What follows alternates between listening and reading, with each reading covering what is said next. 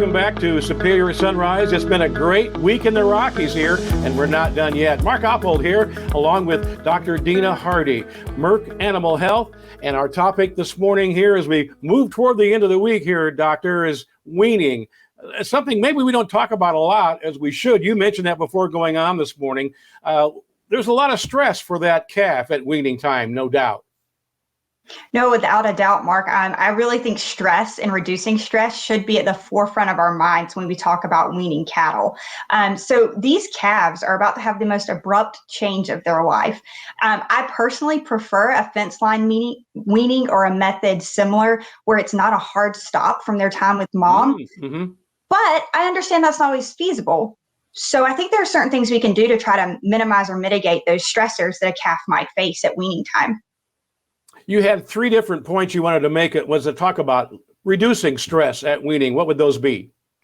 Yeah, so I think the first is just thinking about stress in terms of the environment that we're about to put them in. So if there's any way, whether we're taking them to another pasture, a trap, or even a dry lot, if we could expose calves to that area prior to weaning, couple of weeks with mom, that's ideal. The same with, if that's not possible, if we're changing how they're expected to eat and drink, so maybe going from like a live water source to now a water tank or a bunk line or a trough, and maybe they've never seen that before. Again, just trying to introduce things to that calf prior to weaning, I think would be ideal.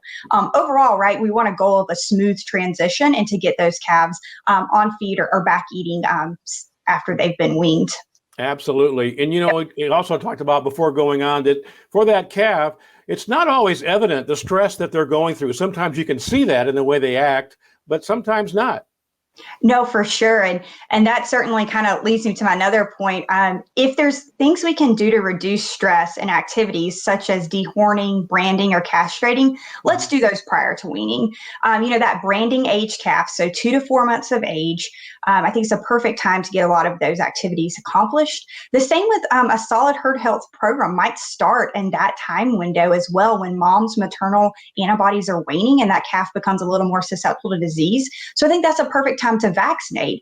And then going into weaning, if possible, consider a pre-weaning vaccine. But if not, with a solid herd health program, I think giving a vaccine at weaning time and not adding those other activities, like I mentioned, the branding, dehorning, castrating at weaning, would be an ideal scenario.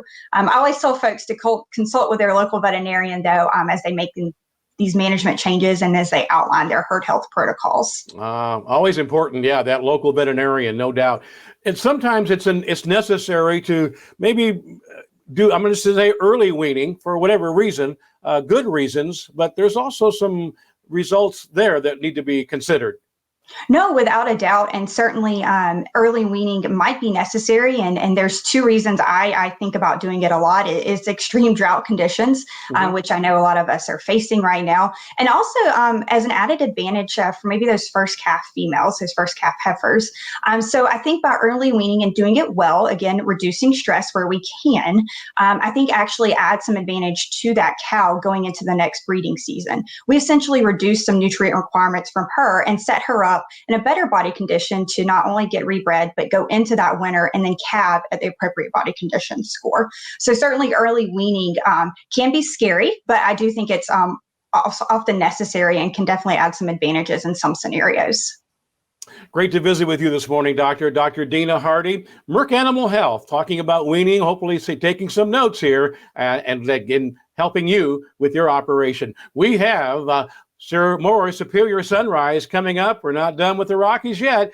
Big day coming up, and we'll get back to Cheyenne after this.